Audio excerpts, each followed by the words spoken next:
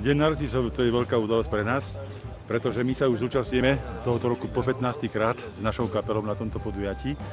A raz som si tak povedal, že ozaj to niekomu pomôže, keď takto podporíme Ligu proti rakovine pri takýchto akciách, pretože ozaj je veľa chorých.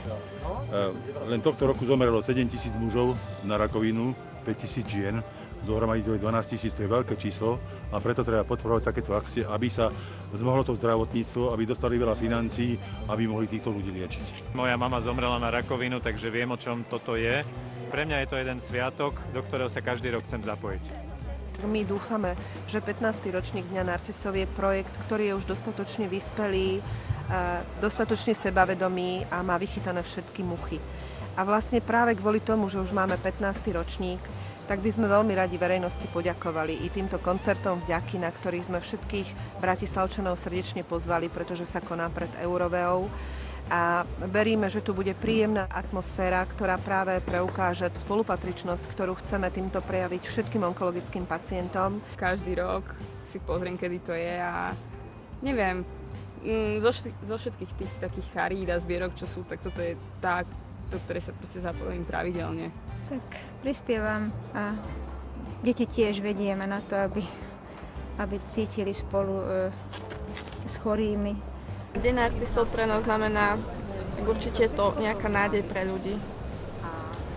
Rada prispejem, celá moja rodina rada prispeje na tieto ochorenia, pretože aj v rodine máme takých blízkych príbuzných, ktorí túto pomoc potrebujú. Nie je to samozrejme pomoc len materiálna, je to pomoc aj psychická. Preto ten symbol, ktorý teraz máme aj s mojím vnukom Jonášom, radi budeme nosiť ešte niekoľko týždňov a želáme Lige proti rakovine, aby naozaj ďalej takéto krásne podujatia podporovala. Mne to príde celkom fajn od tých ostatných ľudí, keď idem po ulici a vidím, že fakt každý druhý má narcis pribnutý, tak je to veľmi pekné. Je to podľa mňa deň, kedy sa koná veľké dobro. S touto chorobou sme sa stretli aj u nás doma v rodine, takže prečo nie, kedykoľvek zavolajú, tak prídeme. Už len ten narcis je nádherná vec, takže je to spojenie niečoho nádherného, čo ja si myslím, že veľa ľuďom pomáha a zlepšuje, aspoň trošku prináša radosť do života.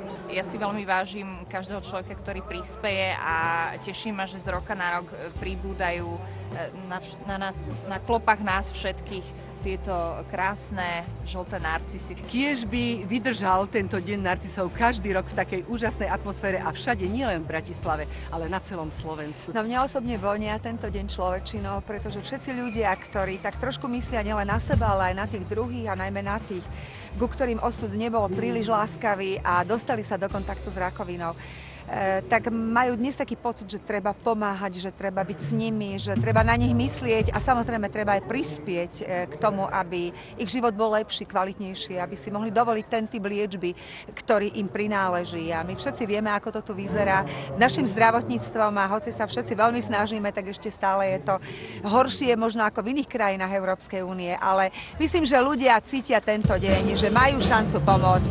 A ja už nepočujem ani vlastné slovo, ale veď aj o tom je deň narcisov, že sa koncertuje a že ľudia majú radosť z toho, že objavili v sebe človeka, tak držme si palce. Tak Beatka, teraz ty tvoji Dievčatá povedali všetko, ja sa len pripájam, ja som na 15. ročníku, pretože ja si tieto malé narcisy odkladám a dnes som zistila, že pribudne k ním 15. Takže 15. rok a vždy príde veľmi rada pomôcť.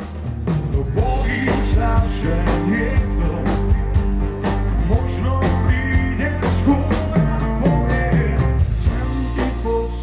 Niečo, na čom mi záleží.